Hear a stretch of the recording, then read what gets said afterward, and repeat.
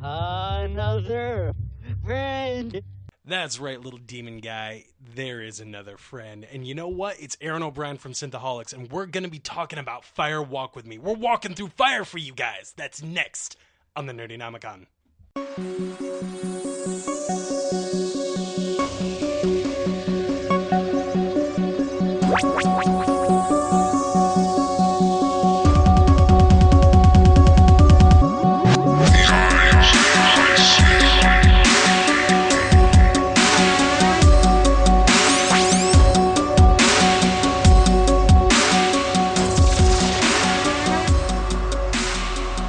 Welcome to the Nerdynomicon. I'm Robbie, and as you heard from our intro, we've got a friend here. Yeah, that's right. The little man from another place is running around there. It's me, the little man. It's a friend. Aaron O'Brien. Aaron O'Brien from Synthaholics is here with us, man, and we're here to talk about Fire Walk With Me. The best scary movie there is out there. This is the stuff of nightmares. Yeah. Seriously. And you've told me this multiple times. This is one of the scariest movies you've ever seen. I've seen a lot of scary movies. Oh, same here. And there's some movies that make you go like, well, that's creepy, or there's something disturbing about it, or you get that jump thing. Right. But this movie just disturbs you on a deep gut level. Yeah, there's it does. something really. I mean, obviously, what the subject matter gets really disturbing. Period. But it scares the hell out of me. There's very few movies that I actually see and I go like, oh my god, kind of thing. And it's everything in this movie, and we're going to be dissecting it later on too. But it's everything about this movie, from the acting to the setting to the fucking sound. The sound is a huge. Not just the soundtrack, but some of the background noises, some of the off-the-wall things that you just happen to hear, and you'll miss it if you're not paying attention to it. Right. It's everything, and it hears itself to your subconscious. Yeah. And it just stays with you when you sleep. And I can tell you this much: this is Twin Peaks week. This is episode number 2 of Twin Peaks week here. Yeah. I have not had a decent night's sleep. Oh no. All week. Oh no. Oh my god, I've been visiting the Black Lodge in my dreams every night. That's not a good place to go see. You gotta go. Not so much, but but you gotta go to the White Lodge. Hey, you know what? Kyle MacLachlan back in the day was a good-looking man. Yeah. He was one of those kind of like Stephen Amell. He kind of reminded me that my sexuality is a moving target. I'm okay with it. So, Fire Walk With Me. This is both the prequel, sequel, and companion to the series of Twin Peaks, which I discussed with Holly. Right. We touched on a lot of tidbits of lore, but I'm ready to go deep into them with you in this episode. Yeah. It's like I said, it's a prequel, it's a continuation, and it's a companion. And it took the happy-go-luckiness of Twin Peaks and subverted it. Yeah. And it gave us a hard R. Yeah, it definitely did. In fact, one of the things that Twin Peaks people who were a fan of the show, when they saw this, were literally horrified. Right. Because they were going to think damn good fine cup of coffee, this is amazing cherry pie kind of thing. Right. None of that's there. It's just this horror of a tragedy of Laura Palmer and everything else that circles around her world. Right. And it's not easy to watch. Not at all. Yeah. Not at all. Even now, in a world where movies like Human Centipede and The Serbian Story exist, this is a very difficult movie to watch. Yeah, but because of the themes, because of the acting. I mean, Cheryl Lynn how is she not a Scream Queen? How did Jamie Lee Curtis have that title in, Linnea Quigley? I love both of them dearly. How did they have that title, but Cheryl Lynn doesn't? I don't really know. I don't know what her career path, how it kind of died right after that. I know I think she tried for some other parts after that, but I think so too. But she just never really found that project that was going to put her into something else. She has a scream that's iconic as hell.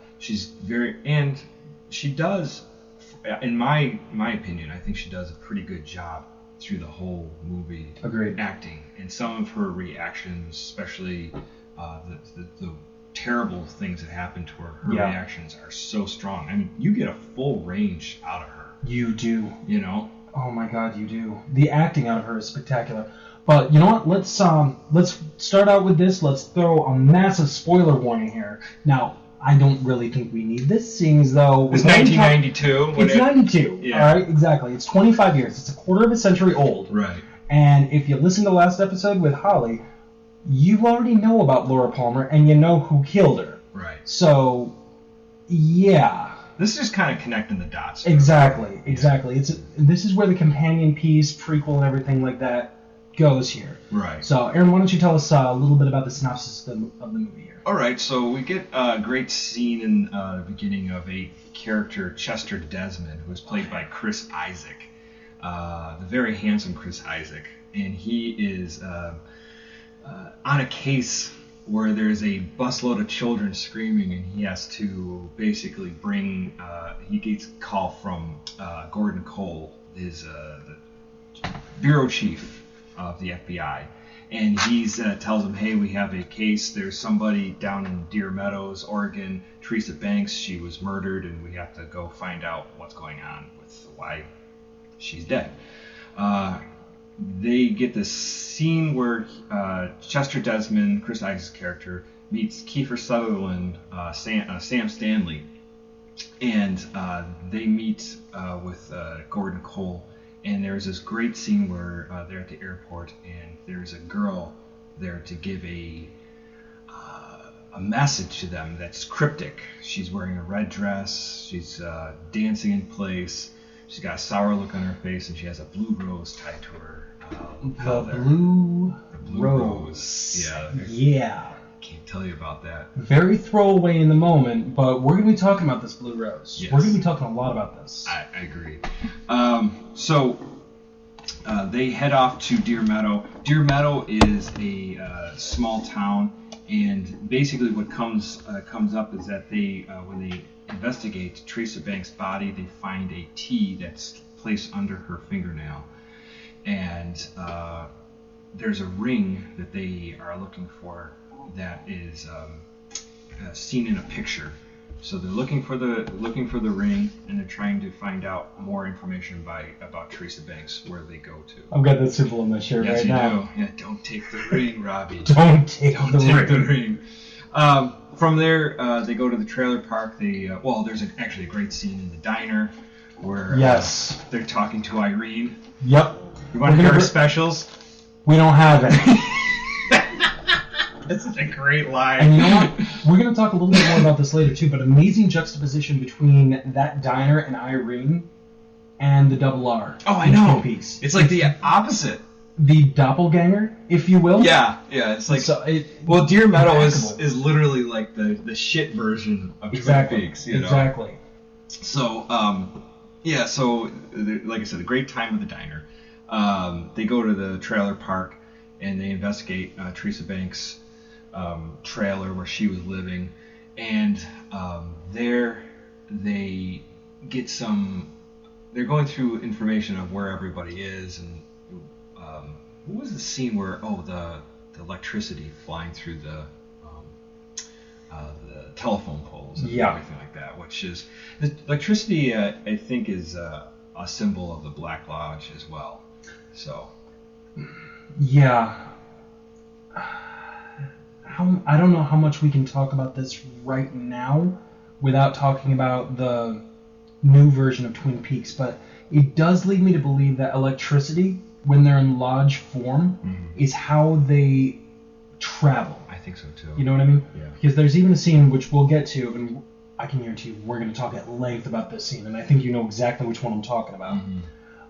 With the person that's named in the credits as the electrician, and you can see down his throat, electricity, which I think is a nod to what they're talking about as far as the means for conveyance. And I'm almost positive that when they're in the human realm and not in the lodge spirit form, that's when they can use owls in order to roam around. When there's no electrical lines and stuff like that. Well, not only that, but when they're in the human world as a whole, Bob and Mike being inhabiting spirits. When they're not inside those vessels, they become or possess owls to watch. You know what I mean? But when they're in spirit form, because I get the feeling that they cannot leave the lodge at any time that they want to, They have to wait for openings, doorways, stuff like that. And in that time, they travel through electricity to different portals, if you will, where the doors may open. Right. Again, that's my a good theory. hypothesis. That's my theory about it. That's a good theory. But so next we have this great scene, which years ago I had a friend watch this movie, and this is where he says this is where the movie stops making sense. Where you have the headquarters in Philadelphia, where you have Gordon Cole and Dale Cooper, played by Kyle MacLachlan, tells him, "Hey, I had this. I'm worried about today because this is the day I had this dream, and this is supposed to happen." So we have the scene where Cooper keeps on going in front of the security camera and keeps on going back to the feed to see himself, and then what we get is the elevator comes up, and who walks through but Agent Philip Jeffries, played by David Bowie. Fucking A, the right. late, great David Bowie. Absolutely. The Goblin King himself. Ziggy Stardust himself. Yes. So he walks in, and bulge and all. He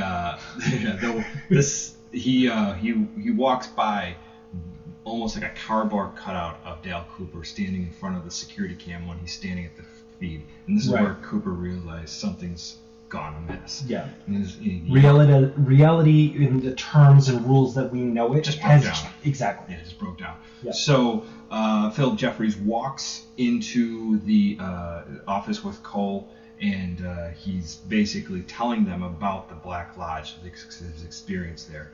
And there we have a montage of Jeffries talking, David Bowie's character talking, and the Black Lodge, which isn't the typical Black Lodge. This is above the convenience store. Above the convenience store, where the one-armed man mentioned, I think, one of the earlier episodes when they were... Episode 3. Yeah. The very first time he mentions it. As a little side knowledge, he mentions it in the international pilot as well, which was created to be just a made-for-TV movie. Okay. So all of that stuff and more is in the international pilot that was only shown in Europe, and it is on the Blu-ray. Okay. But I've never seen it. It's different. I believe it's different. Yeah. Lots of our highlights are there. Lots of our, old favorites are there. Cooper's Dream and whatnot. But it's all in that one movie. Right. And it is in there. Philip Gerard says that. Right. I believe you said convenience store. We lived above it. Yeah. Exactly. So they're in this shabby apartment-looking place, and there you have Bob the killer. You have the man from another place, a little short guy, or the Arm. Yeah. What's her name? Miss Chalfont. Originally Mrs. Tremont and her grandson. Right. In this movie, they go by the last name Chalfont. Right. And a couple other smatterings. There's a guy with a long beard who I don't know who really he's supposed to be. There are 3 others that are prominently featured there. One of them referred to as the electrician. Is that the guy with the long beard? Yep. Okay. One of them, actually, there are 2 others that are referred to as the woodsman, which I'm going to come back to them in our speculation and lore section here. Mm-hmm.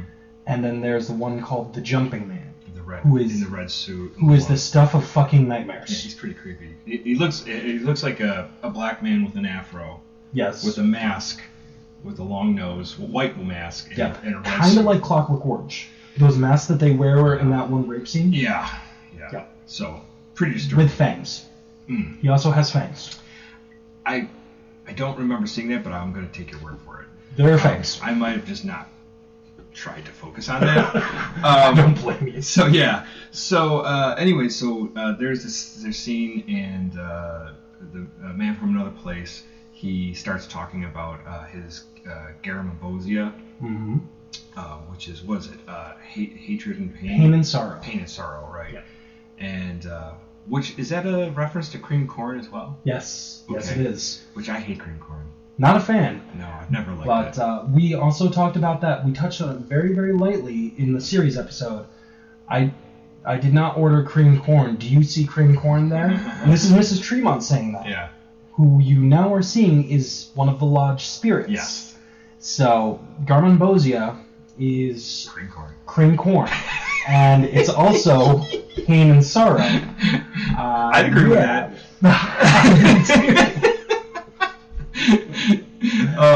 would too. So, anyway. That and sauerkraut. Yeah, sauerkraut's not great either. Mm-mm. Okay, so during that little montage with Philip Jeffries telling about it, Philip Jeffries then disappears from the bureau office, and they're saying that he was never there. But then Agent Cooper goes through with the security cam footage, and he says he was here. Yes.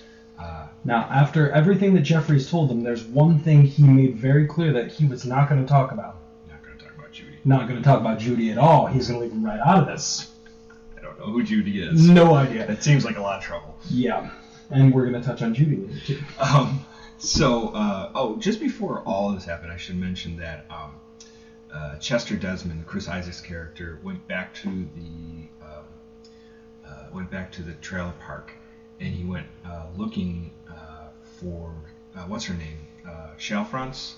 Yes, the Shalfront's trailer. Yep. And he saw the ring sitting under there on a pile of dirt, and when he went to go get it, the whole scene just cut to black. Yeah, fades. So we don't know what happened there. But right when he says that David Bowie's character, Philip Jeffries, was never there, but he was there, Gordon Cole says that he, what's his name, Chester Desmond is missing. Mm-hmm. Where is Chester Desmond? So we're left with 2 agents that have been gone missing. Yes. Anyways, then soon to be a third, seeing as though we already know what happens in Twin Peaks. Yeah. So 1 year later, Twin Peaks, we have Laura Palmer and her friend Donna Hayward, and they're obviously in school. Laura's doing coke with Bobby, and like you do. Yeah. Donna is kind of not really aware of everything that's going on. Is it just me that she seemed more naive? This is obviously a different actress. Moira Kelly, if memory serves. Yeah, that's correct. And she's just more naive looking, acting too. Where the Donna from the TV series seemed more astute, more of like a Nancy Drew type of person. Yes. Damn. Yeah. Good analysis. Yes. That's what I would absolutely. I'd peg her as. Yeah. Good pull. And of course, then there's the heartthrob James Hurley. Like you do. Just going after Laura, and she shows up naked, out of the shower. I'm cool with it. Yeah, it was nice. So anyways, no complaints here. Here's where it gets kind of creeped out. Laura goes to write in her diary, and then she finds that there are pages ripped out of her diary. And it's in her hiding place, so why would anybody know where the diary was and that she was writing in it?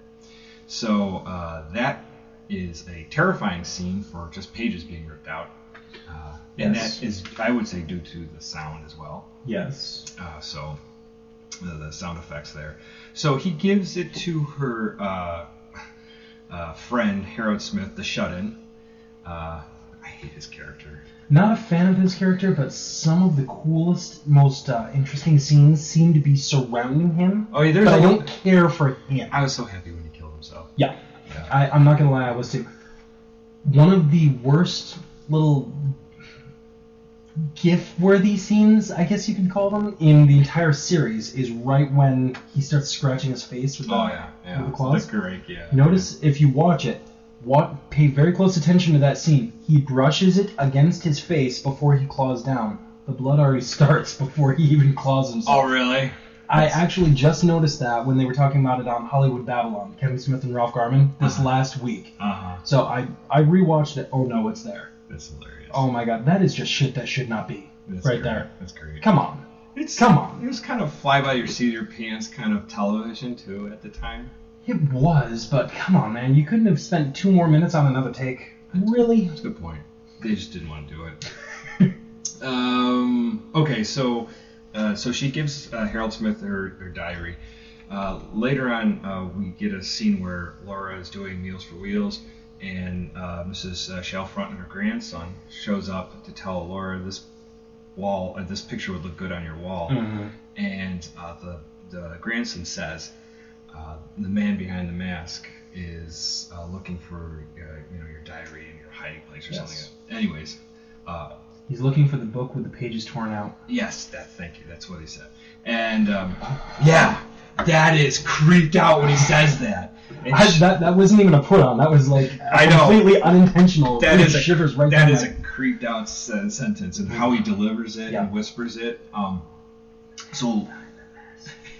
He's looking for the book with the pages torn out. Ooh. He's under the fan. Where is he right now?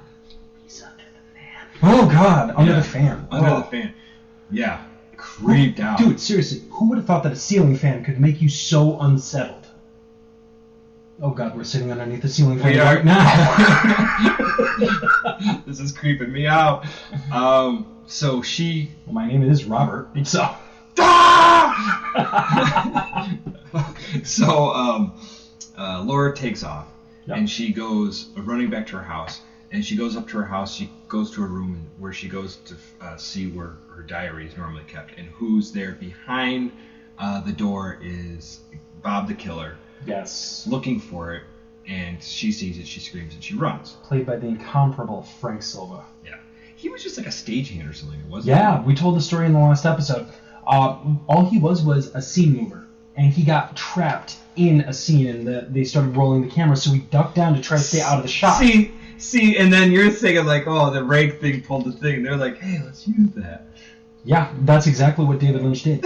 That was the inception of Bob the Killer. Is the woman that played Sarah Palmer, Yeah. Laura's mother. Yeah. She saw him and started freaking out because he scared the ever-loving shit out of her. And they use the footage in Twin Peaks as well. It's when he's just crouching right on the bed, just glaring It's up. terrifying. It's absolutely unsettling. It's terrifying. That scene was completely unintentional. He was trying not to be seen. Right. David Lynch saw it, Yeah. fell in love with it, thus the creation of Killer Bob, and he hired Frank Silva on the spot. That's awesome. It's so unfortunate that he is passed. Yeah. So unfortunate, because he really was fantastic. He was a bright light in a black lodge.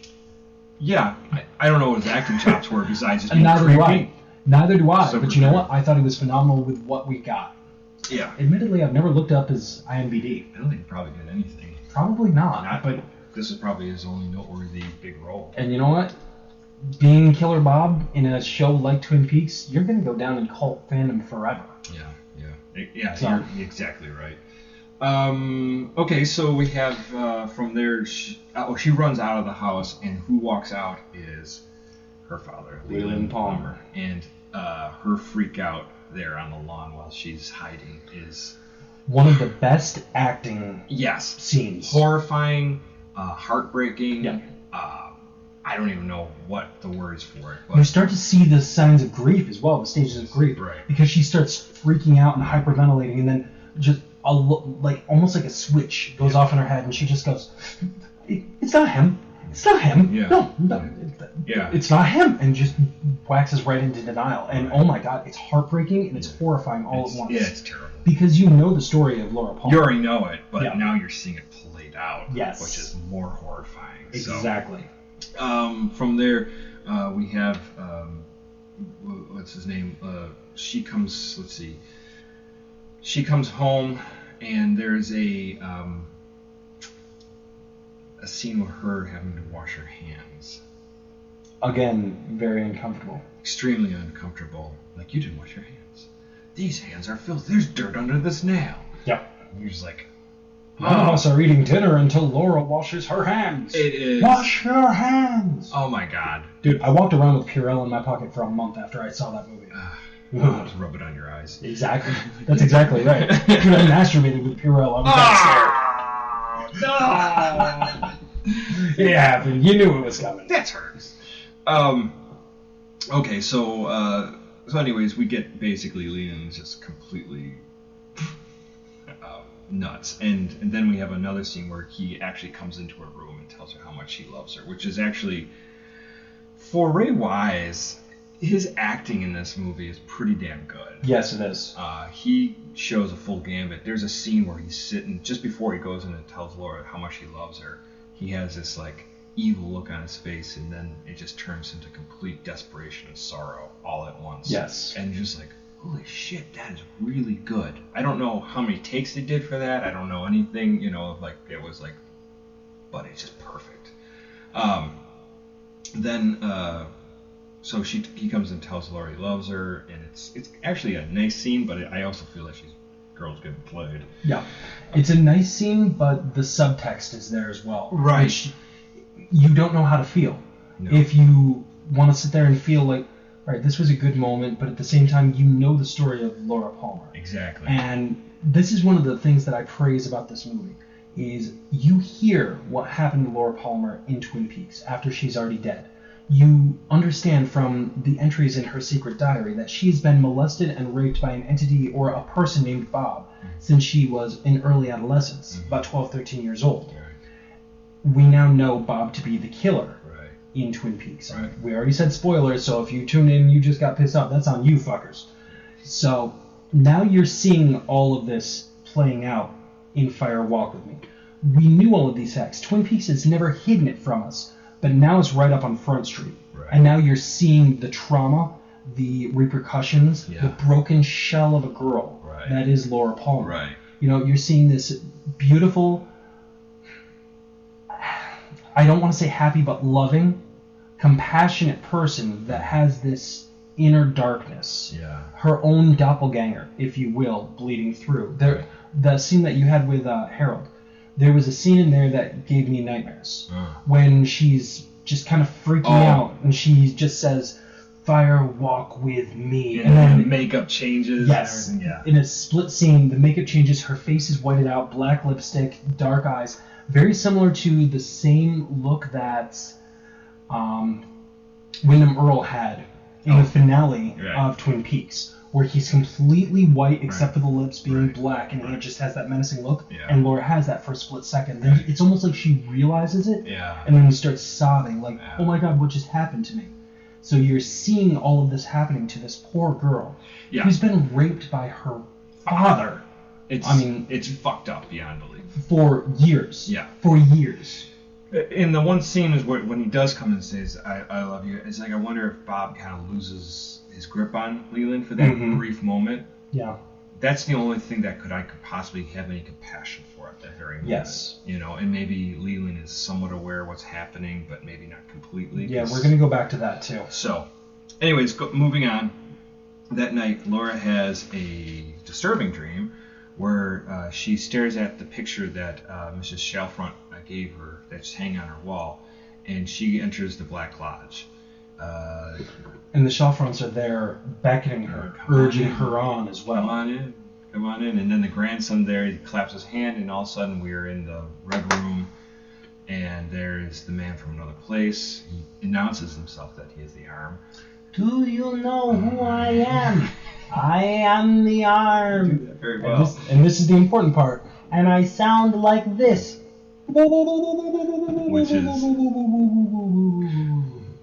is... And I'm not trying to be an ass. That is very important to this movie. Yeah. Like we said right at the very beginning, sound is important in this movie. Sound is almost a character in itself. Yes. And obviously Dale Cooper is there as well. And she shows... the man from the other place shows her the ring. And so she's... And Cooper's there watching him present the ring to Laura. Next, she wakes up and she has, what's her name next to her? Annie Blackburn. Yep. Played by Heather Graham. How young was she at this point? Oh, dude, I think she was only like 19. She was very young. Yeah, like she was gorgeous then. She's gorgeous now. Yeah, it's bizarre. I'm like, what the hell? Like, how old is she? She just doesn't age. Mm-hmm. I'm just trying to. I didn't realize that until like, I don't know, a year ago how young she must have been. Yeah. So anyways, exactly. She's laying in bed with her, bloody and gives her a message. The good Dale is in the Black Lodge. And he can't get out. Which is... Write it in your diary. Right. Which is creepy as fuck. And it's also something that happened far after Laura is dead. Yes. This is something that happened at the end of Twin Peaks, the series. Right. Which, again, means that's a little bit of that continuation of Twin Peaks. Right. Because time's so subverted here. Because we're in a prequel movie with continuation events going on in this at the same time. It's mind-bogglingly confusing. Yeah, and sometimes I wonder if this was planned out or if it's just They said, hey, let's do this. There is a cut scene in there that actually is, there's language that's directly in the remake that we're going to be talking about this weekend. Is it future or is it past? That was a cut piece of dialogue from The Man from Another Place. Okay. Is it future or is it past? I don't know if they're asking me, but my answer is the same. I don't fucking know. I don't know. I have no idea. I played Dark Souls and I still have a hard time figuring out what's going on. I played that game 5 times. Time's always convoluted. So, so she tells him the good Dale's trapped in the lodge and he can't leave. And when Laura wakes up, she has the ring in her hand. And Dale Cooper told her, don't take the ring. Yes. So anyways, the next evening, Laura goes to the Bang Bang bar to get her drug connection. And this is where you see Laura prostituting herself. Yep.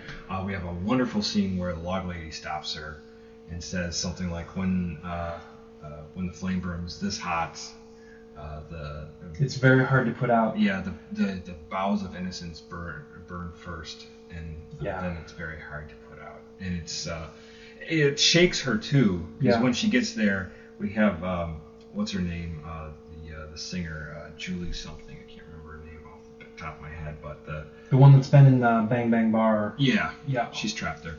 Like Dale Cooper's trapped in the Black Lodge, she's trapped there. I love it. Dude, I love it out. Dude, what if she's a spirit, lodge spirit too? Yeah, maybe. Oh, the musician ones. The musician.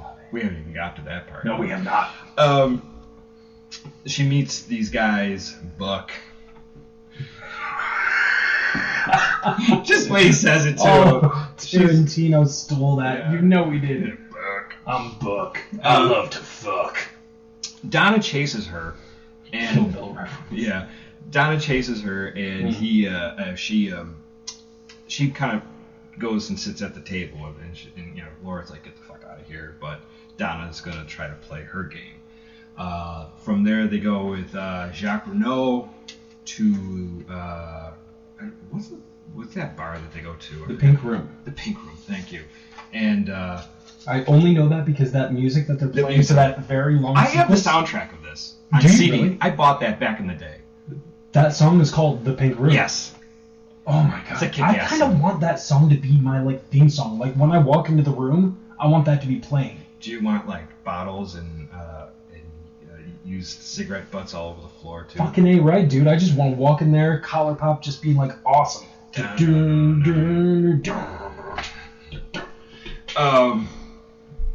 I would never not be awesome. Creepy though. So she goes. There is Ronette Pulaski, which we get to know through the episodes of the series. But another prostitute.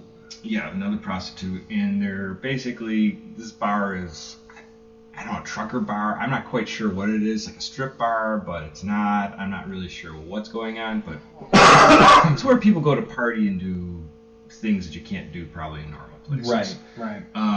They slip Donna some kind of Mickey, some kind of, I'm not sure GHB or something. I don't know. Rufahipnol. Yeah, something to that nature. Rufahipnol. And while they're drinking and stuff like that, Ronette says that Teresa's trying to blackmail somebody.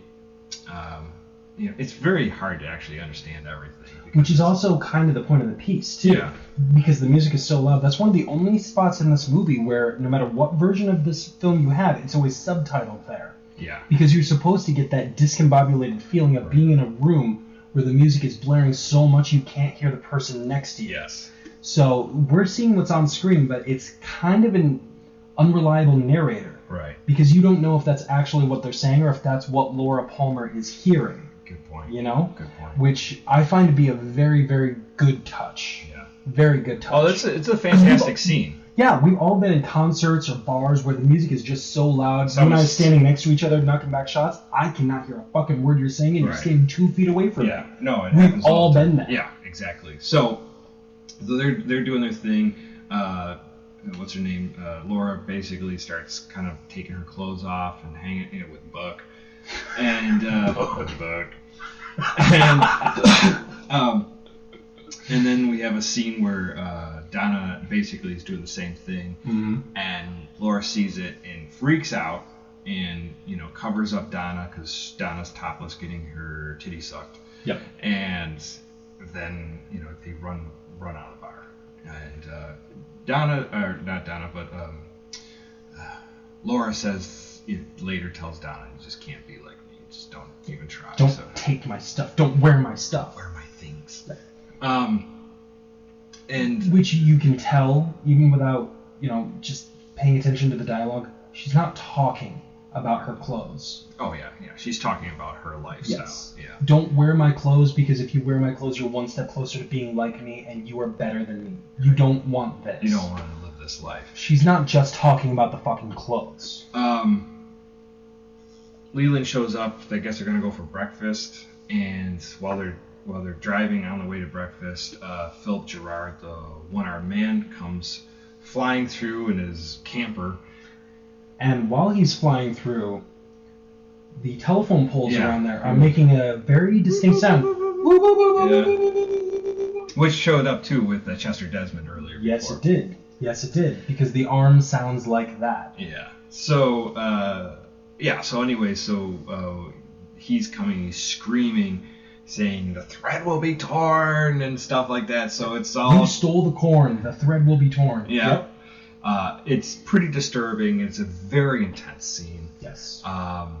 They all start screaming, and then Leland gets to take off, and they're sitting there trying to decompress from that awful moment.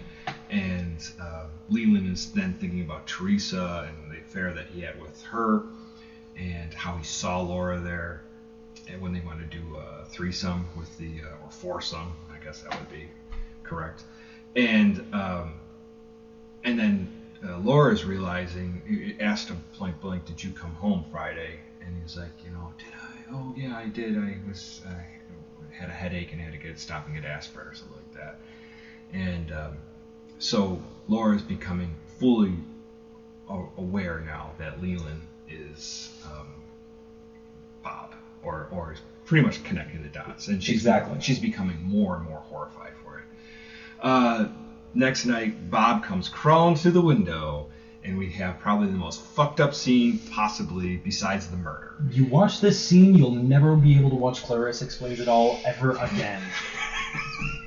You hear that ladder click against the window, and all of a sudden Clarissa just turns, "Hi, Sam." You'll never be able to do it again. No. Ever. All you're going to see is Bob. Bob coming through the window. So Bob sexually assaults Laura, and Laura has enough will to push through and say, "Who are you? Who are you?" And then sees Leland basically raping her. And she obviously, it's a terrible scream. It's a terrible scene. And here's one of the creepiest parts of it. You're seeing Bob as Bob, because he even says in the Twin Peaks series, when Philip Gerard is talking about Bob, there are two types of people that can see his true face: the gifted and the damned. Now, we already know what happens to Laura. We already know that she is damned. Sure. She will die. Right. But the most horrifying aspect of this scene to me isn't just the rape itself. It's when you're seeing Bob and he's leering and there's saliva coming out of his mouth. Animalistic, just bestial. Yeah. And then when she has that moment and you find out that, she's demanding, "Who are you? Who are you?" And it cuts over and you're seeing Leland. He looks like a vacuous shell. Oh yeah, he looks like there's nobody there. Yeah. Like it is just his body going through the motions, that there's nobody on there. He looks like he's comatose or catatonic. Yeah. And that to me was so horrifying. Oh. It's just the juxtaposition between Bob's leering face and Leland's vacuous shell. It's horrifying to me. I'm not even a young girl, and I'm worried that Bob's going to be crawling through my window at some point. That's where I'm at. So it's all pretty creeped out. Right on, man. Right on. So anyway, next morning, basically Laura's like, "Stay the fuck away from me." Yeah. So like you do. Like you do.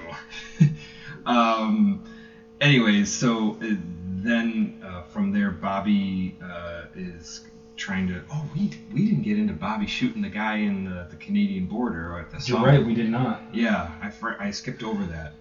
Small plot point, but also, I would say, important to Laura's progression. Yeah. She's there and essentially participates to a degree in the fatal shooting. See someone shot, which is pretty rough. Fucking dead. For a young person.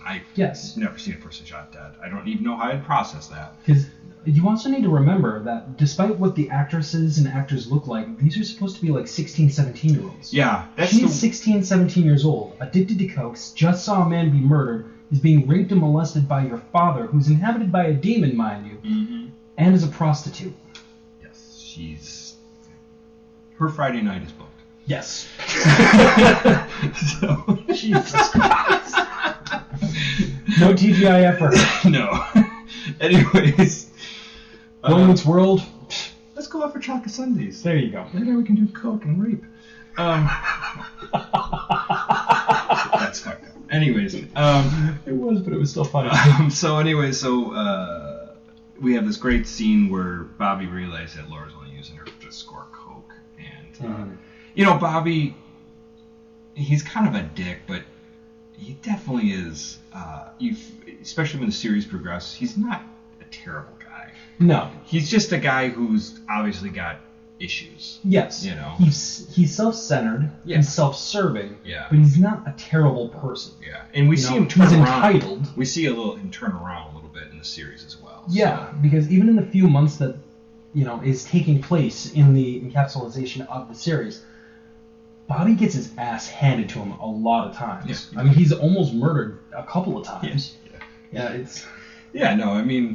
gets his lumps, but also he deserves them sometimes too. Yes, he does. He deserves them most of the time. Let's be honest. Yeah, sure. He's too good or Shelley's too good for him. Yeah. Shelley's too good for a lot of things. Yes. Leo, Bobby. I just want to feed her like cupcakes and just pet her. She's like a little kitty cat person. Yeah. What the fuck? I love Shelley. Yeah, she's. Oh man. I don't want to get stuck on Shelley for too long, but anyways, So like I said, Bobby realizes he's just using her for drugs, and then we have a scene where James shows up, and they're going to take a ride on a motorcycle, and this is where Laura just kind of like this is her last hurrah with James, and it's sad, it's disturbing at the same time. It's like she's trying to distance herself so far from any emotion anymore because first of all, she's now at the realization that her father's been raping her. She's all fucked up on drugs. She probably just realized, what she's been having sex with for people for money, as prostituting herself. So, who knows what that does to anybody psychologically. Yes. But I think she decides this is where I'm going to have my last hurrah. And I don't know if she knows that tonight is the night she's going to die, but she's definitely... She did write that in her diary. Oh, did she? Yep. But she's definitely acting like it. Yes, so, exactly. Her last night on Earth. So, so she runs off from James out in the middle of the woods. Also keep in mind that she's aware that she's being pursued at this point as well. Mm-hmm. She's aware that Bob is coming after her. Right. She knows this. Right. So... Whereas it could be seen as terrible and heartbreaking, she just leaves James there. Yeah.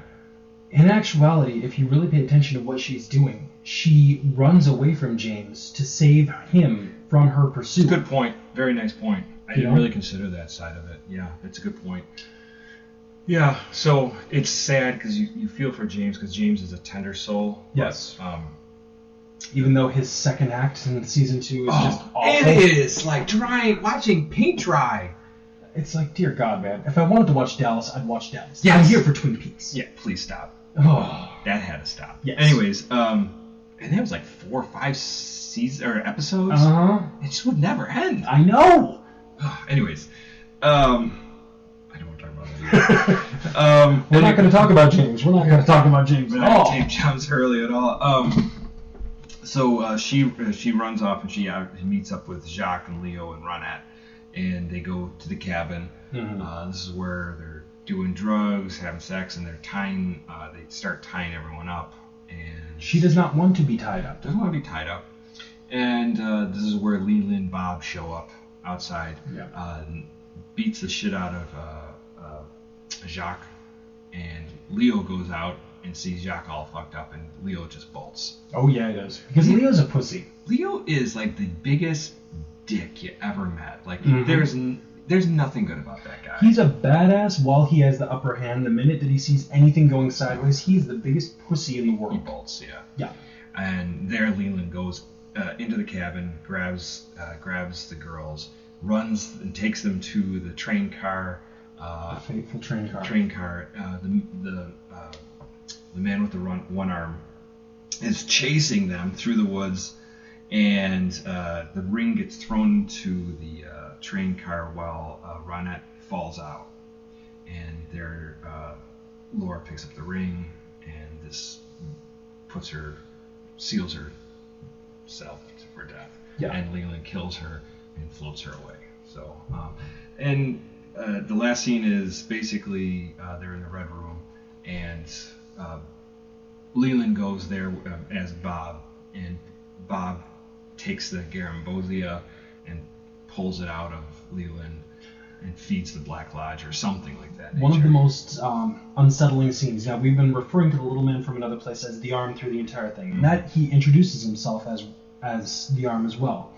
If you haven't picked up on it, Philip Jeffries is the one-armed man, which is an homage to the old TV series The Fugitive. Mm-hmm. You know? You can tell what he means when he says, "I am the Arm," in this scene, because the little man touches the spot where Right. Philip Jeffries' arm is missing, right. and then they speak in unison. Yes. The Like little Voltron. man, yes, exactly. They connected like the Megazord. I'll you know? form the head.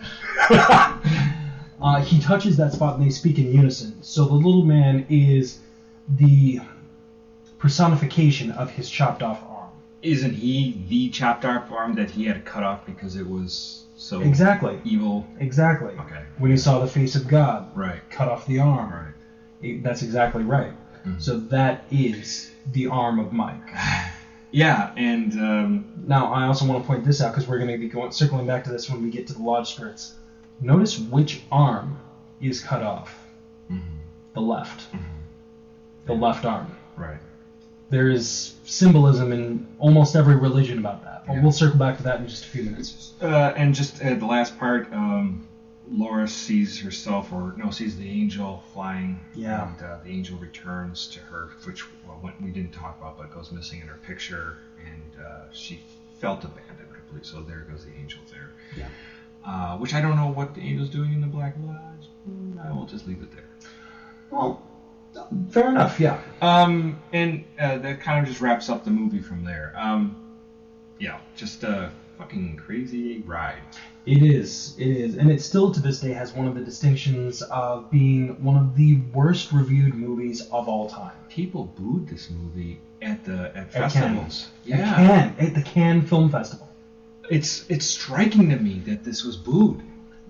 And I it's- mean, I whatever you might think of, That's just fucking rude. it's rude, but it's also it's not that bad. I don't know At all. Yeah, I personally think that this movie is a masterpiece.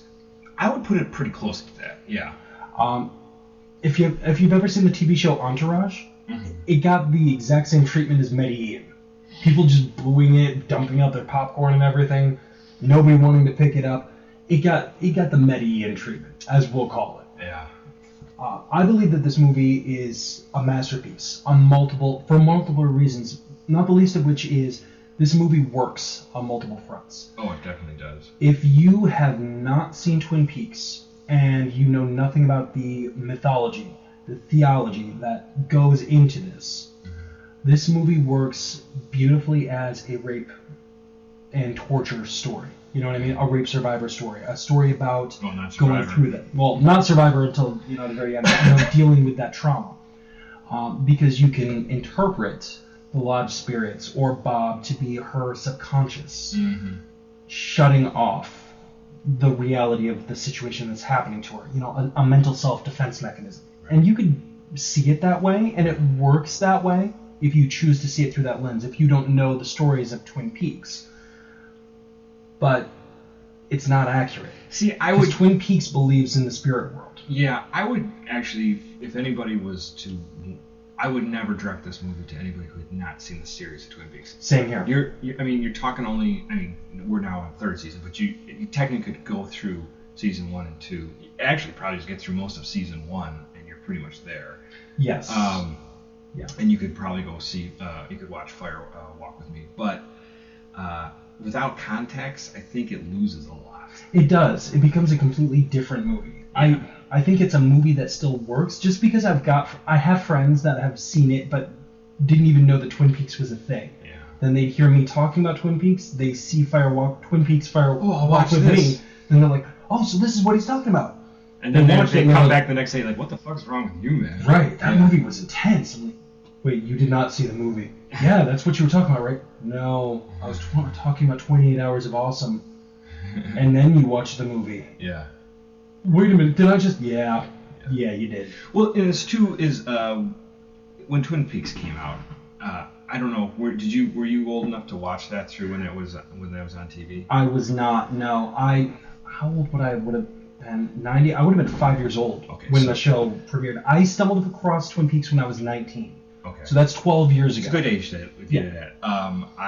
This was like my last year of high school.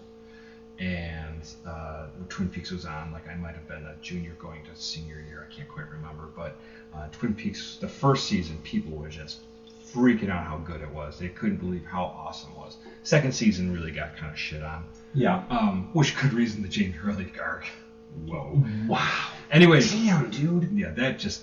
but anyways, there were the Laura Palmer diary that you could go out and buy. Yep. The Agent Cooper. The autobiography of yes. Dale Cooper, yes. There was all sorts of, and I don't know if it was really planned for that at the moment, but they were definitely like feeding. They knew it was such a huge hit, so they released all this stuff. Right. So you could go get Laura Palmer's diary at the bookstore. And just sit there and look for Easter eggs. Sure. And then written by David Lynch's daughter. Oh, was it? Yes. Didn't know that. Then when this movie came out, now I saw this in the theater when it came out, and it was just me and a couple friends because we were into the show. Right.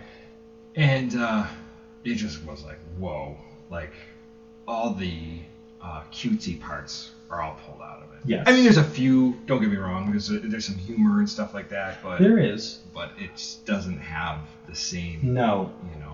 Fire Walk with Me subverts Twin Peaks. It's just... in a lot of ways. Yeah, it's... And that begins the journey through the unsettling. It's the underbelly of Twin Peaks, completely. It's the dark side. Even more than that, though.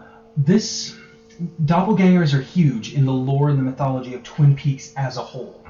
So you've got, Deer Meadow? Yeah. Was where Chester Desmond went? Shit, yeah, exactly. It is the doppelganger of Twin Peaks. Yeah. We've already made the comparison with that diner and the Double R. The beautiful suburban aesthetic is now transformed into a shitty-ass trailer park. It is so shitty. Shitty. the nice-looking sheriff station where, you feel like you could go there and the cops will help you find your bike or get your cat out of the tree. Now looks like it's some guy's meth lab that cops hang out in, and they're just sitting there making fun.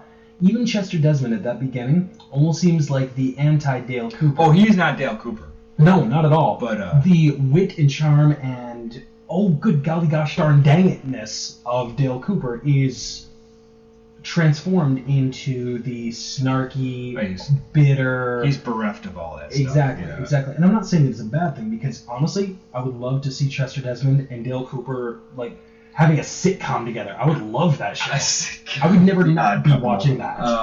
The Odd Couple. Chester Desmond is such an interesting character, and I, at the time, he was... Chris Isaac just came out, and I think he had the Wicked Game song came out, and he had another album that came out that was really good too. So he was at the kind of the height of his. I know he's kind of been around, like he's done like an HBO thing, like some sex show or something. He was in something like that. But he's kind of slowly gone downhill from there. But this was like, he was a good-looking guy. Yes, he was like, so all that stuff. So it was like they're really cool. So you're seeing the doppelganger of Twin Peaks itself, and then you start to go back to Twin Peaks and see it through Laura's eyes, and here is probably the most disturbing part. The beauty and the charm, the Double R Diner, which I would pay a lot of money to go there and just order a piece of pie. Mm-hmm. You know, I would totally do that. You know, the beautiful Oregon forests. Yeah. You know, the beauty, the charm of that small town life. And it means nothing to Laura. No. You're seeing almost like the Silent Hill version of it. Yeah. Where Totally. nothing is super saturated like it is in the TV series. Right. You know? It's The not TV syrupy. It's Right. Yeah. Right. Blue was actually banned from the set. The color blue was banned from the set through a lot of the filming of the TV series. Because they wanted to keep those bright colors. And now you're seeing this darker version of Twin Peaks. You're seeing it through the eyes of Laura, where everything is grim and there's no hope. Even the high school, which, you know, was one of the opening set pieces in the series. You know, it looked like that happy place, and then you have the subversion, knowing that Laura was murdered. Right. Laura sees this place, and she's over there doing cocaine in the bathroom. Yeah. You know, it's horrifying. Yeah. It really is. Yeah. Just to see a different side. Her world is completely disturbing. Right. And you gotta wonder, like, my whole thing after seeing this, and I just watched it recently because I know we were gonna talk about it. Mm-hmm. Laura seems like being a person who just needed somebody to protect her, and there was nobody there. You know, obviously Laura's mother is completely vapid. Whatever's going on in her life, she's, you know. Well, also she was being drugged. Well, yeah, drugged, but she just seems like there's nobody home. Exactly. And you know, obviously Leland's raping her. Bobby's selling her drugs and manipulating her as well in some ways. I mean, the only person, Donna and James seem to be the most altruistic people. But it almost seemed like James didn't want to see it. James didn't want to see it, but James was too naive to see it, too. Yeah, you're right. There's a side of that. You're right. You're absolutely right. I've been in that situation where my naivety has blocked the outside world because I just was not aware of certain things. Mm-hmm. It's like when you're growing up and you find out like some crazy backstory about your family, didn't know about it, and then they tell you like, oh, didn't you know that so and so? But you're like, what? And then all of a sudden you're laying in bed at night and all the pieces are coming together like, oh, it's all making sense now. My world is different now. Yeah, so because you were too young to really pick all that stuff up. It almost seems like the Black Lodge itself is bleeding out into the real world for Laura. Yeah. You know, that's basically the way, when I most recently watched it in preparation for the show, that's the way I saw it, is the Black Lodge bleeding out. Oh, Mrs. Shalfront shows up with the picture to give her. Yeah. Which is basically a portal to the Black Lodge. Right. You don't need Glastonbury Grove anymore. You've got the painting. Yeah, it's right there. Exactly. Yeah, so that's the tragedy of the whole thing, is that you're seeing everything through Laura's eyes, and it's just so like, ugh. You know, like, what the fuck? So hold on to your butts, guys, because we're going to start talking some lore, some speculation, some questions, because this show is ripe with it. So I apologize. This is going to be a little bit of a longer episode. First thing I want to bring up, do you think Leland knew? I think Leland must have glimpses, windows with it he knows, but I don't think he knows completely. There's the scene where he tells Laura he loves her, and just the scene before when he starts to start crying and stuff like that. Right, and there's even more, like in that train car. See, when Leland was giving his final confession after Bob forced him to essentially kill himself, some of his last words were, "There's a giant gaping hole where his conscience used to be, and when I go, I'm going to pull the ripcord, and you see what happens." Right. And when Leland's confessing, he's bawling his eyes out, saying, "When he was in me, I didn't know. Right. I didn't know. And when he left, I couldn't remember." Mm-hmm. After watching Fire Walk with Me, I almost think that was a self-defense mechanism, and that was his own denial, as he knew that he was going to die. It's almost like he's trying to confess or barter with himself. It's possible. The reason I say that is one scene in particular, right at the end, when he's getting ready to kill Laura and he's screaming, "Don't make me do this." Yeah. I don't think that was Bob screaming. Because Bob's motivation with Laura is, yes, he feeds on the pain and the pleasures. Right. But he said to Laura multiple times, "I want to be in you. I want to taste through your mouth." He wanted to possess Laura. Right. He wanted to move out of Leland and move into Laura and make Laura, Laura Bob. Right. Oh God, Yeah. that's a Mississippi name if I've ever heard one. That's a weird name. Laura Bob. Laura Bob. So that's ultimately what he wanted. And for whatever reason, and I think we're going to touch on that when we really start having a conversation about it, he was not able to do that. Laura would not allow him in like Leland did. Mm-hmm. I don't think it was Bob screaming, "Don't make me do this because I'm going to kill you if you don't let me possess you." I think that was Leland pleading with Bob, "Don't make me do this." I agree. I think that's how I always interpreted it, actually. Well, okay, good. So I'm not alone in that. Yeah. Now the question is, do you think that he was cognizant of it after Bob had left him or gone underground in his mind, or when Bob turned into an owl and left his brain? Do you think he remembered that afterwards? Or do you think that went when Bob went? I don't know. That's my real question, because it almost seemed like glimpses of Leland were there with the penitence, with the emotions. If he didn't know completely, I think he had an inkling of what was going on, but he was maybe not completely clear on it. Right. I think he had a lot of sorrow in his body. That's where I do believe that scene, just before he goes in and tells Laura that how much he loves her, he starts, that reaction in his face, he's got that, I'm going to kill, and then all of a sudden he just starts weeping, and you're just like, I think, like, Bob must have just left him there for the moment. Like, for whatever reason, Bob took off. Right. And he just, it's coming, like, something, he's like, I've been a fucking monster, I'm an awful person kind of thing. So, right. Yeah. So that's my only take right there.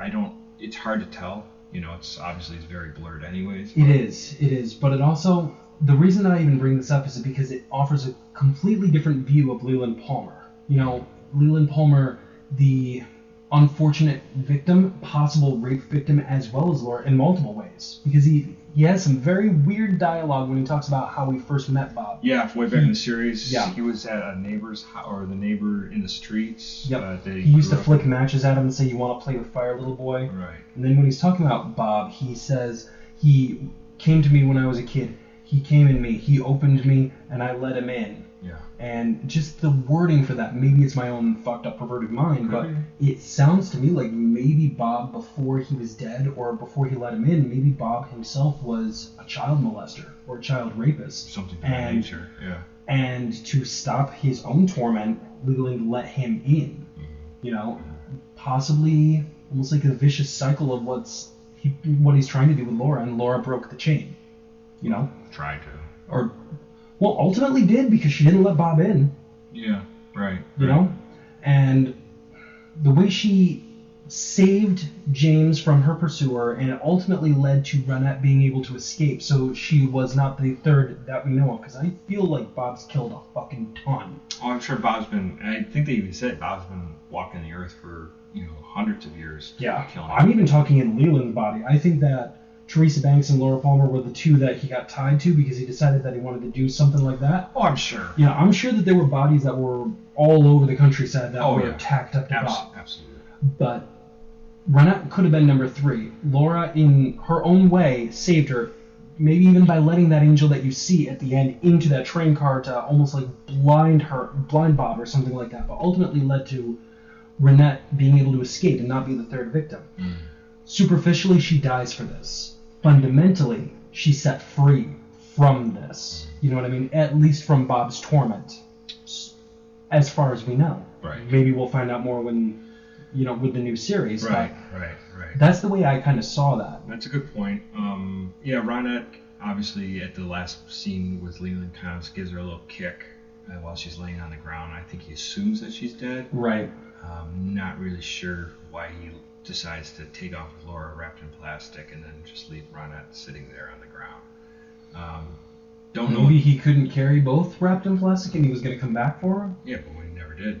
No, we did not. So, I don't know what's that about. Or maybe Bob just doesn't care. It's just like, whatever. So that's my opinion on Leland. I think it's time to jump into it. I think it's time to jump into the spirit realm. Creepy. Starting out with Philip Jeffries, the Black Lodge scene. There's so much going on here. There's so many questions here. I've got some speculation, and I've got a lot of fucking questions. Right. My first bit of speculation, because it was I teased it a little bit in the last episode about Twin Peaks. There are 2 characters there called the Woodsman.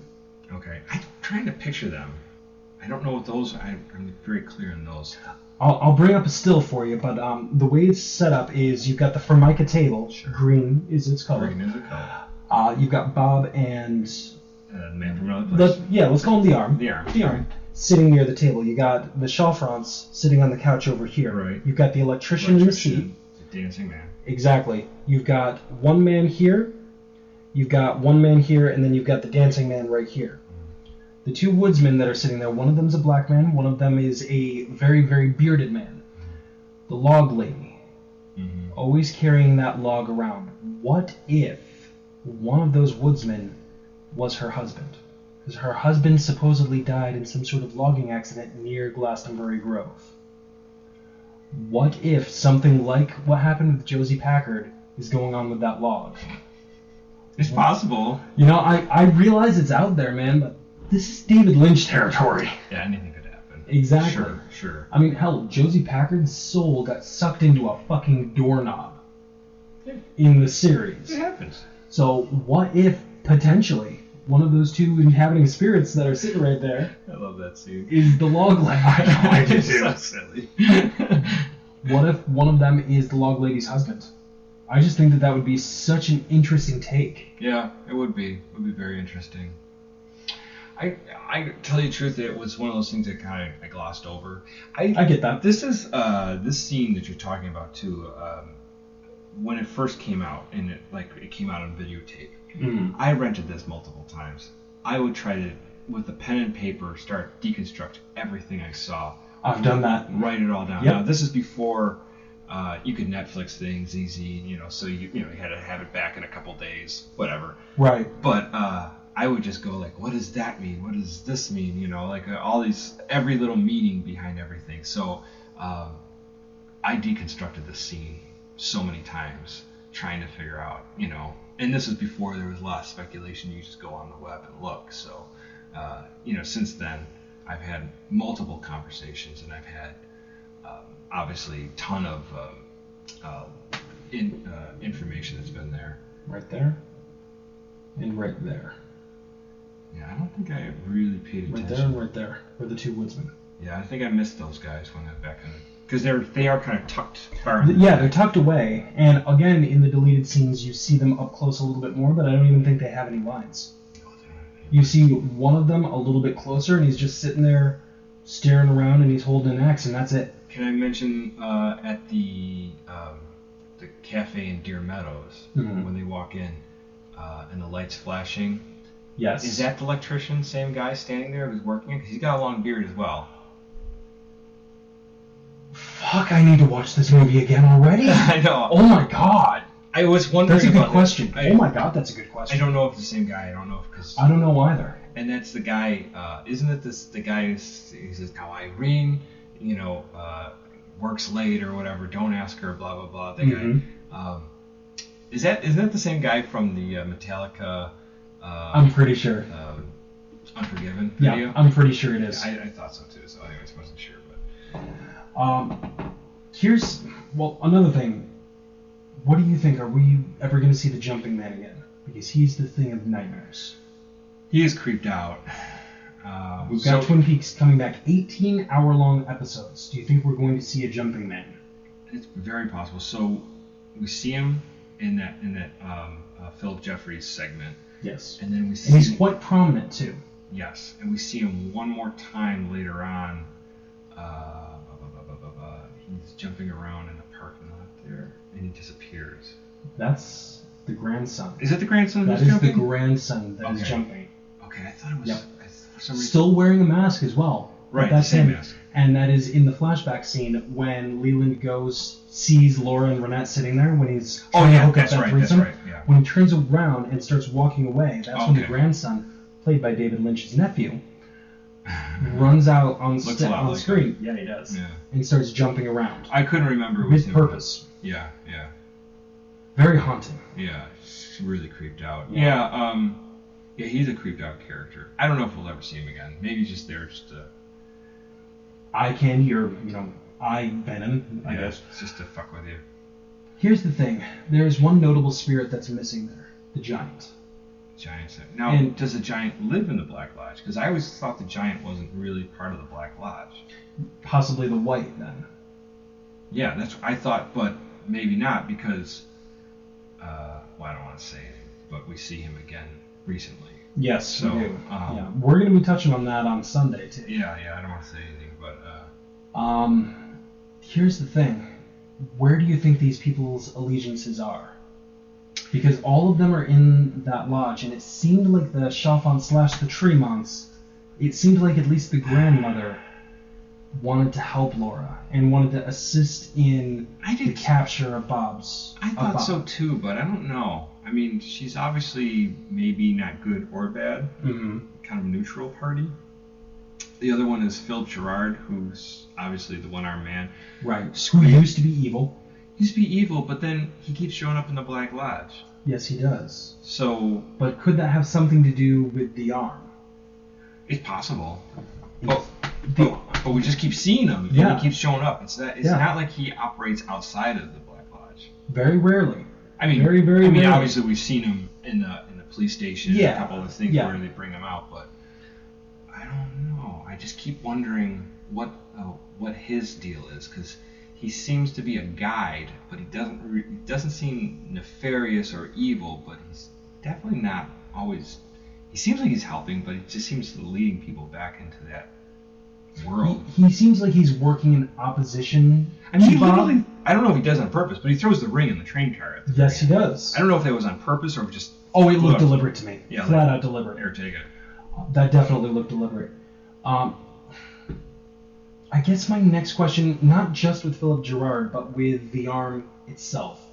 Where do you think the arm falls down on this? Because he's helped Dale Cooper, but in the Black Lodge scene at the end of the series, he looked like he took a lot of pleasure right before it turned into the hellscape. Right. When Josie Packard died, you saw Bob crawling up, "What happened to Josie, Coop?" Yeah. Then as soon as he fades out, the little man's dancing on the bed. Right.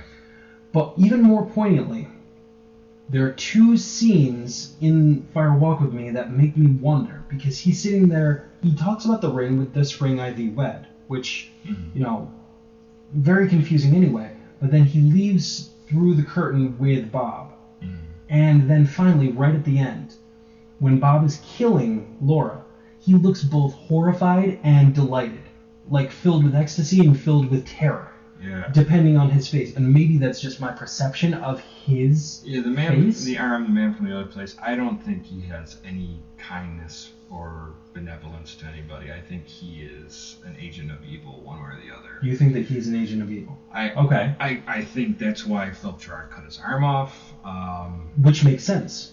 And like I said, the left arm, that is very important. It is the left arm, which is in multiple religions and in chaos magic as well. The left arm is the arm of evil. Right. The right hand of God, the left arm of Satan. Right. And he is the left arm. He's left arm, and he's dressed in red. Yes. He seems helpful at points, but I think he might also be manipulating. I think so too. Like say, I'll try to seem nice to him, and then then I'll fuck with him later. Right. Kind of thing. Right. So. He's one that's just so confusing to me. Kind of like a Joker character, he's an agent of chaos. Yeah, just out there to sow seeds of strife and all sorts of things. That makes sense. Yeah, that's my take on him. I never thought he was a good character. At first you think he's just some weird imp spirit, but more and more you get to see it. It's like he's not. There's something darker going on. He's not there to be your pal. Right. Yeah. I don't know. I get the feeling that there's more there. Like maybe the arm itself is trying to do better as penance for the evil that it's done, but it can't see past its own nefarious ways and its own dark nature. Well, because it seems to have both going on. Because it did help Cooper. It did help Cooper, but But here's the thing. Let's define the Black Lodge. Obviously, the Black Lodge is a place of evil. Yes. We don't really know where it gets its power from, but I'm thinking from dark magic or dark spirits. Right. Fear is the key to open the door. Fear, and there's the the Garambosia, that pain and suffering, that kind of thing. So that's what it feeds off of. I mean, throws the blood on the floor and it sort of drinks it. So I don't see the Black Lodge as a good place to be. I don't either. But then with the appearance of the Black Lodge, you can also break it down in two different ways on what way you think. Is it duality or dualism? Is there actually a physical manifestation of a Black Lodge and a White Lodge, or is it one place where every time you go through the curtain, you could go to the whites and the black? Right, because keep in mind the giant was in the waiting room. Yeah, he was. Yeah, it's a good point. It's a good point. I mean, it literally depends on what way you want to look at it. Duality versus dualism. You know, the floor itself. Yeah. Black and white. Right here. Black and white. Yeah. Exactly. Only instead of red and black, it's black and white. Right. Jagged, they're not straight lines, but they're both there. Yeah. Don't know. Very deep conversation with these spirits, man. Yeah, as anything with this, especially this movie, and like I said, I tried to deconstruct this movie on my own for years and years, and there were so many questions I just could not thread together, until I start reading more things that people had to say and other interpretations of it, that I start thinking, okay, that makes more sense, or that, Right. So, but Lynch is so cryptic, and he really doesn't say too much about any of it. No, he does not. I mean, hell, I'm still trying to figure out why the fuck there's a horse that just shows up randomly from time to time. That's great. He just fades in and then fades out, and I'm like, why is the horse in the living room, son? Yeah. What are you doing? What are you thinking, Lynch? Yeah. What's going on here? Yeah, I don't know what that's about either. And it does help knowing that back in the late 60s, when he first started making movies, he became a filmmaker because he wanted to see his paintings move. And to me, that's beautiful. But sometimes, I don't know, man. Sometimes I want to see... Some paintings shouldn't move. Exactly. That's exactly right. That's exactly right. And I don't know. I think the little man from another place should not move. He should just be tucked away, because good or bad, he still freaks me out. The jumping man, he just should not exist. He's pretty freaked out. He's too frightening. Yeah. There's also an interesting part. Now, I brought up the deleted scenes several times just because I have the Blu-ray with all the missing pieces. I've never seen those. If you watch all the deleted scenes in Fire Walk With Me, it creates a completely different movie. And in some ways, a little bit more of a coherent movie, but there's still so many questions. And there's just no answer at all. And I've even hunted down the screenplay, and there's no answer. David Bowie's character, Philip Jeffries, shows up and says, we're not going to talk about Judy. We're not going to talk about Judy at all. We're going to keep her out of it. In that convenience store scene like we're talking about, there's a scene where the grandson, Chalfant, has a mask. He covers his face, opens it, and it's him. Covers it again, opens it, and it's a monkey. Yeah, that's actually in the movie as well. Yeah, that's in the movie. And he also, the monkey shows up at the very end as well. And says the name Judy. Yeah. Whispers the name Judy. Maybe Judy's a monkey. Maybe Judy is a monkey. I have no idea. I wouldn't want to mention Judy either, if that's the case. It's because of that I'm never naming any child of mine Judy. Yeah, because we're not going to talk about Judy at all. We're going to keep her out of it. No. So, I don't know. I'm kind of hoping that with the continuation of the series, we find out who Judy is. Because it seemed like Judy was going to be pivotal. Why end the movie with the last word being Judy? That's a good point. Why do it? Philip Jeffries, David Bowie's character, is another fascinating character next to Chester Jasmine. Extremely fascinating. Love to see that storyline. So tragic that we lost David Bowie. Right. Because I would love to see him reprise his role. I don't think he would have, because I think he's such a big star. He'd be like, I think he did that for shits and giggles. Have you seen the cast list for Twin Peaks? Oh, no. Michael Cera, Amanda Seyfried. I know. It's all there. But everybody's there. But I don't know if they could get David Bowie to do a whole series, that kind of thing, because I don't think you could get him for that. Yeah, you're probably right.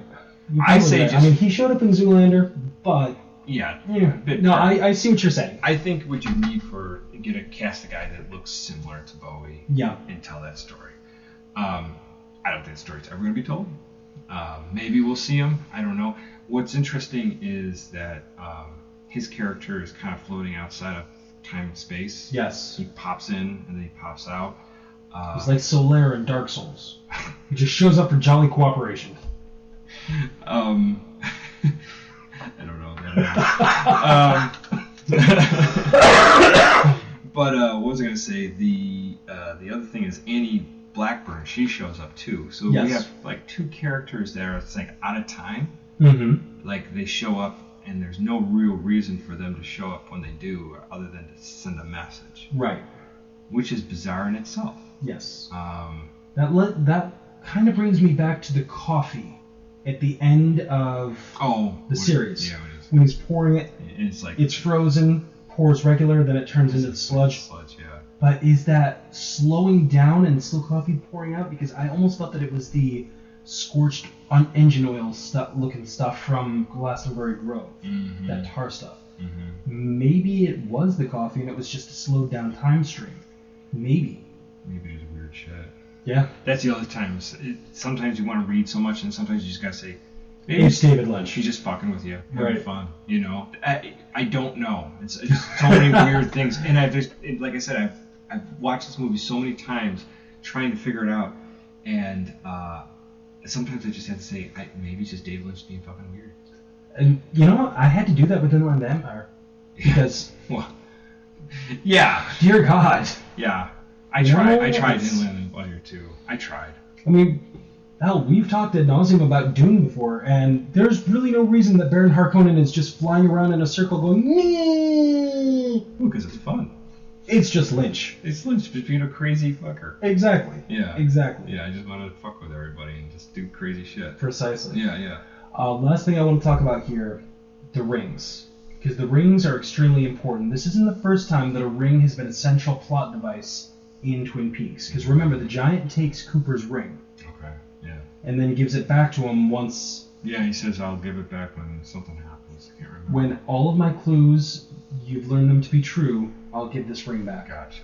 And he does. Mhm. That is exactly what happens. And then you never see Dale Cooper wearing the ring again. Now you find out in one of his books, and I only know this just because I've been doing a lot of research on this, you find out that that ring was given to him by his mother after she was killed by a Bob-like spirit. And it showed up in a dream of his, and he never completely understood it. There's like a backstory, right? Yes, this is a backstory. It's not TV, it's not movie. This actually came Yeah. from one of the autobiography of Dale Okay. Cooper. So I don't even know if that's canon, but I believe it was written by like Frost's son or nephew or something like that. Sure. I don't know if it's canon, but that was a backstory that I've heard. Frost, yeah, there's the interesting too about this movie is Frost wasn't really involved with this movie. Right. So, Frost, I said this off, I think before we started the show, my friend Jason Gussman, he just read the backstory that Frost wrote for this upcoming season. I think he's trying to tie all the threads together. Okay. I don't know. I haven't read it. But there's a book out there that basically goes back all the far back history of Twin Peaks and all the things going on. Ooh, I can finally learn more about the Bookhouse Boys. Yeah, exactly. So, but Frost not being involved with this, sometimes I wonder. I mean, obviously they're holding to the show, but I wonder if they're kind of breaking free in some of those aspects too. Like I think Frost would have changed a couple things if it was up to him. I think he probably would have as well. Yeah. So bringing up the ring in Oh, right, the ring from Fire Walk With Me. Right. The Owl Lodge, or the Owl Cave ring, or at least the ring with the Owl Cave markings on it. Right. Very, very interesting plot device. Mm-hmm. For one thing, everybody that seems to be in possession of the ring, their arm goes numb, Right. or, as some people word it, dead. Yeah. Also, by the way, their left arm. Good point. Interesting. Yeah. Teresa Banks had the ring, Yeah, the ring. killed by Bob. Laura Palmer ended up having the ring, died by Bob. Yeah. Leads me to wonder, and even the arm says, with this ring I thee wed. Mm-hmm. Cooper warns her not to take the ring. Mm-hmm. What do you think the ring does? Do you think the ring marks her for death or marks a victim? Because even the little kid Chalfant in that convenience store scene says fell a victim. Yeah. And he's pointing as if he's commanding Bob to go kill someone, Right. bring them back to Garbanbosia. Do you think the ring marks the victim, or do you think that the ring, because Philip Gerard throws it into the train car, do you think that the ring might act as a protective barrier? Like perhaps it doesn't save them from death, No. but it does save them from possession. It's possible that may be a possibility. Chester Desmond disappears after reaching for the ring. Yes, he does. And we don't know, maybe he didn't die, but we don't know what happened. He disappears. Mm-hmm. So the ring has something to do with that. You would assume. You would definitely assume. There's nothing else that really makes sense, aside from the fact that he's on to... the Shellfront's exactly. place. Because this is definitely a Blue Rose case, which I'm assuming that the Blue Rose cases are almost like this universe's version of the X-Files. Yes. That's my hypothesis. I agree. I think it's completely that's the deal. So all right, so we're in agreement on that. Yeah, it's the X-Files. You're gonna get into weird territory. Yeah, I think the ring. It's a good point that it could be a protection against something like possession. Yep. Not against death, but against the possession from an inhabiting spirit. Right. Maybe just to torment them, or maybe a mark. But my thought, ever since I've watched it, and especially like you brought up when she puts on the ring and Leland screams, "Oh, don't make me do this." Mm-hmm. It's like, Treasure Island getting the black spot. Like this is the mark of death. Yeah. That was my. The ring marks her for dead. Right. That was my. That is definitely a possibility where it marks her as a victim, so that Bobkin fell a victim. Right. That was my initial thought of that. Absolutely possible. I mean, that's the question: is the ring good or is the ring bad? Does the ring protect or does the ring mark you for certain death? I would say I would avoid the ring if I saw it. I probably. Damn, son of a bitch! You're wearing it. I've got the symbol on my shirt. Yeah. You guys will see that on the Facebook Live show. I'm gonna wear this shirt at that point. I got a rep for Twin Peaks on. Oh yeah, he's got a cool Twin Peaks shirt. The owls are not what they seem. They never are. No, that's a good hypothesis, man. Yeah, it's definitely a good hypothesis. That's the only thing I ever came out with, but it could be some more complicated. Like you said, it could be the protection, like some kind of ring of protection that keeps Bob or any other demonic spirit away from possession or anything else. Mm-hmm. But it doesn't protect them that much. It doesn't protect them by physical violence. Right. But it could protect them from the spiritual or, supernatural violence. Mm-hmm. Or maybe it acts as a conduit to transport them into the Black Lodge. But then again, we haven't seen Teresa. We never saw Teresa Banks. Yeah. That we know of. No. Yeah. I mean, hell, Caroline was in there. Yeah. So, I don't know. Could be. But we don't really see the ring outside of this. That's true. The ring is an invention of Fire Walk With Me itself. Yeah. The symbol is not. The symbol's not. The symbol has been around. Yeah. But the ring is an invention of this movie. Right. And I have a feeling just because of how important that ring is, we have not seen the last of the ring. I think the ring, I'm hoping season 3 or, upcoming episodes, we will see the ring again. Yeah, I have a feeling we're going to. That'd be cool. So, and the final thing, and this is literally just something I happen to stumble across, is a new way to look at the end sequence. With the angel. Yeah. Laura crying and then smiling and laughing. Somebody from the old magazine wrapped in plastic. Yes, that's right, there used to be a Twin Peaks magazine. I don't doubt that. Somebody actually speculated that what she's watching is not an angel itself, that's just what our eyes can perceive. The static, the television static that's so pronounced in this movie is finally eliminated, and what Laura's smiling and laughing at is she's watching a television. She's watching Twin Peaks, and she's laughing at the eccentricities of the town, and she's crying at the tragedy that's befalling all of these people and how heartbroken everybody is that she's gone. And it's almost her way of seeing how her death is validated in the life. So she's like in a Truman Show? Yeah, kind of. Everything's gone most meta. fucked up version of the Truman Show you Basically. can imagine. I think that's way off the wall. That's really off the wall. But I thought that was kind of a beautiful, poetic... It's a different way of looking at it. Way of looking at it, I think that's actually quite beautiful. How she can see how her own life is validated through the actions and the grieving and the memories of other people. Yeah. And she's watching the same show that we are, which would also make sense as far as the way it was shot. The super saturated looks like a sitcom, and Fire Walk With Me is very fucking dark. It looks like hell.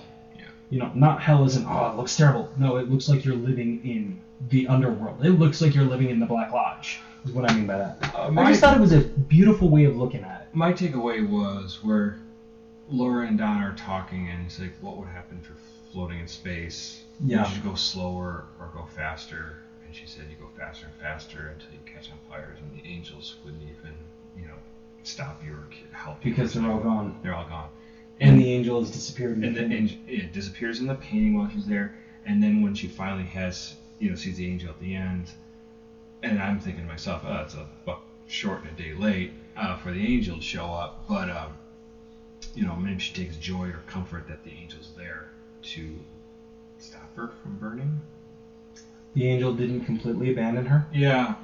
In death, she can have a salvation. Yeah, I don't know. It was one of those things that I wasn't crazy about that ending, just because it seemed too sugary and silly a little bit in the end, like the angel floating. Anticlimactic. Yes, For sure. but with Lynch, I don't really question it. It's just so everything's like it's his movie. It's going to be as fucking weird as he wants to make it, and silly or scary. But I do think that was, to me, that was the call right there. That was, she got, the angel came back. And like I said earlier before, I just think Laura Palmer needed somebody to protect her. Mm-hmm. And, there was nobody there. In the alternate ending, in the deleted scenes, the ending is actually in the hospital. It starts out with the ending from season 2, with a couple more lines of dialogue about, but I haven't finished brushing my teeth. Because I guess Doppelganger Dale really needs to brush his teeth. I guess. He's scared of gingivitis. Yeah. Maybe a demon? Gotta have good gums. Yeah. And it cuts to the hospital. Annie Blackburn is recuperating and wearing the ring. The ring is then taken off of her finger by a shady nurse who puts it on and stares at herself in the mirror. Fade to black. That is the alternate ending. That's interesting. So the ring, it was prevalent even then. Okay. So, and it makes you wonder if Annie had kept the ring, if the nurse didn't take it, if she would be the next mark for Doppelganger Dale, or maybe not. I do think it would be a crime if we don't see the ring show up again. I agree. In some way, shape, or form. It would be nice to see something it show up here and there. Right. Even if it's like a background trinket or something like that. Right. There's a ring. And this being David Lynch, we do not need to be spoon-fed everything. Oh. We do not need that, but it would be nice if we had some more clues. Yeah. That's all I'm saying. Just give me a couple more clues. I just don't think we're gonna get it. Like I said, I wandered in the wilderness for years trying to figure out this movie.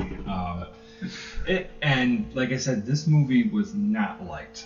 No, it was not. And Twin Peaks, besides the not. first season, was not liked after that too. In 1992, when this movie came out, it was unfashionable to be a Twin Peaks fan.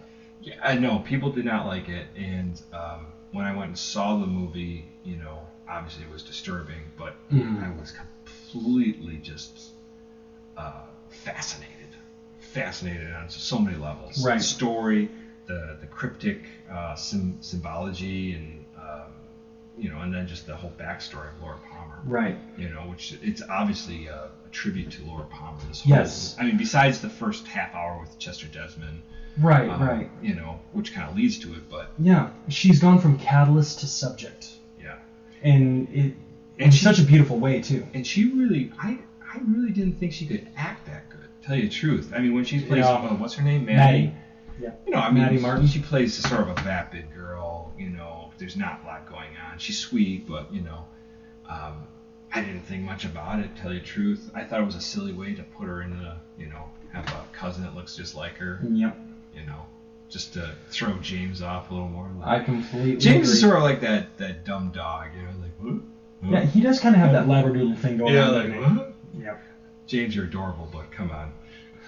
Well, Aaron, thanks for stopping by and talking Fire Walk with me. I've been excited since we first brought this up. I've just been sitting there for months going, Aaron, I need to talk to you about Fire Walk with me. Fire Walk with me. Yes, no, this is definitely going. I'm glad we could deconstruct it and talk it. Yeah, me too, man. So what do you guys out there think? Do you agree with some of the theories and the lore that we've been talking about? Do you think it's going off in some completely different direction? Or do you think, hey, dude, it's fucking David Lynch. Stop thinking about it so much. Just watch the movie. Pretty colors, pretty pictures. What do you guys think? Let us know, man. You can email us, nerdynomicon@gmail.com. You can tweet at us at nerdynomicon. If you like what we're doing here and you want to help us out, throw us $1, $2, whatever. Doesn't matter. Patreon.com/ArtfulGremlins.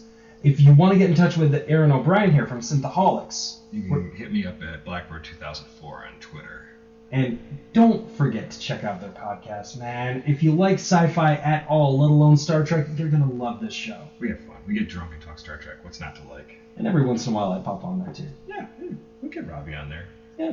So, maybe avoid those episodes. Because I'm sure they're sick of hearing me just rattle on, David Lynch this, David Lynch that. Well, we talked David Lynch ad nauseum on the Dune episode. Oh, God, did we. Yeah. Oh, God, did we. Yeah. And lastly, but certainly not least, do not forget to rate and review us on iTunes. I know you guys hear this on every single podcast, but the reason you hear about it is because it is so incredibly true. Every single rating and review you give, it just shoots us up higher on the charts. There's a lot of pop culture podcasts out there, but how many of them are talking Fire Walk With Me? How many of them have a Twin Peaks week? Yeah, right. I can't think of a single one. I can't either. So, that's going to take us out of our second episode of Twin Peaks Week. Stay tuned for tomorrow when we're talking about Twin Peaks Light. And that's a little Riverdale action. Twin Peaks Light, Riverdale. You love it as much as I do? And definitely be sure to tune in this weekend. You can find out about it on the Facebook page, facebook.com/group/Nerdynomicon. Join in there, join in the discussions, because we're going to be doing a Facebook Live. And we're going to be talking about the brand new season of Twin Peaks. Season 3. Season 3, bitches. 25 years, 26 for the show, 25 for the movie. So that's all, guys. We're going to get out of here. Until next time, I've been Robbie. Aaron? Let's close the book.